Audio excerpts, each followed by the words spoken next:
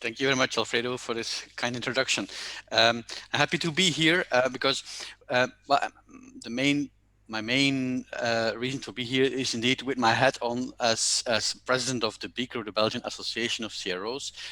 And there, precisely similar to what you heard earlier today with Alan Yeoman, say from UCROF level on European level, as a professional organization of service providers doing clinical trials, we believe strongly in partnerships between the different stakeholders, and that precisely then makes the link between what you said, making the bridges in order to break through the silos that which is the theme of today.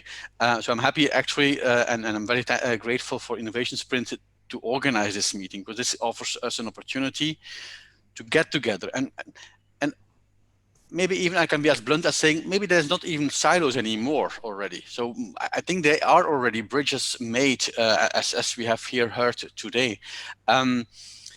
So that makes me very happy. Again, BeCRO, professional organization of a number of companies involved in carrying out clinical trials. And also we, on a Belgian level, we do work a lot with all the stakeholders to improve the environment.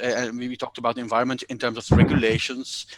We are sitting down and lobbying with regulators to make sure that the climate is like allowing what we all discussed today here. So, and in that respect, I think that's we as BeCRO can actually be one of the bridges to build those partnerships.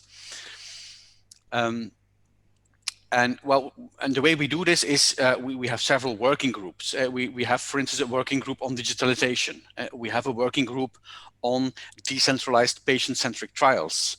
So we have several working groups where we work with the members and the stakeholders to allow to make those bridges.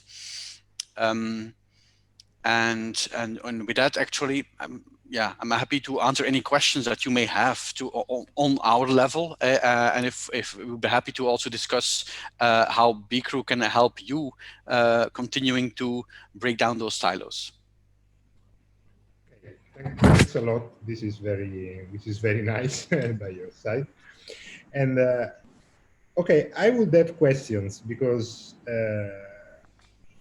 when it comes to implementing innovation into real-life clinical research, there are many steps that have to be done, no?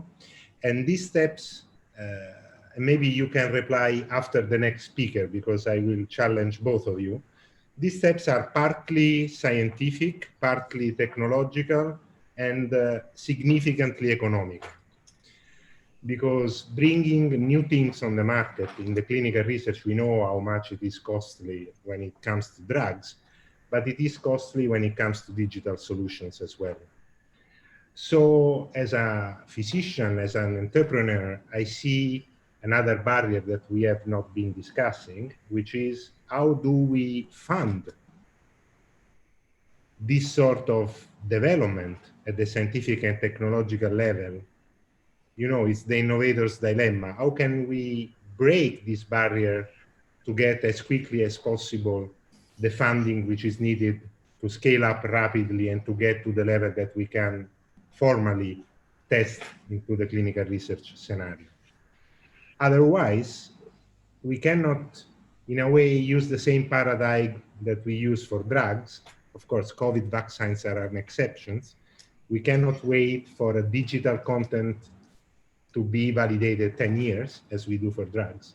So it's a way of a riddle in the head of physicians and entrepreneurs, how to speed up this process.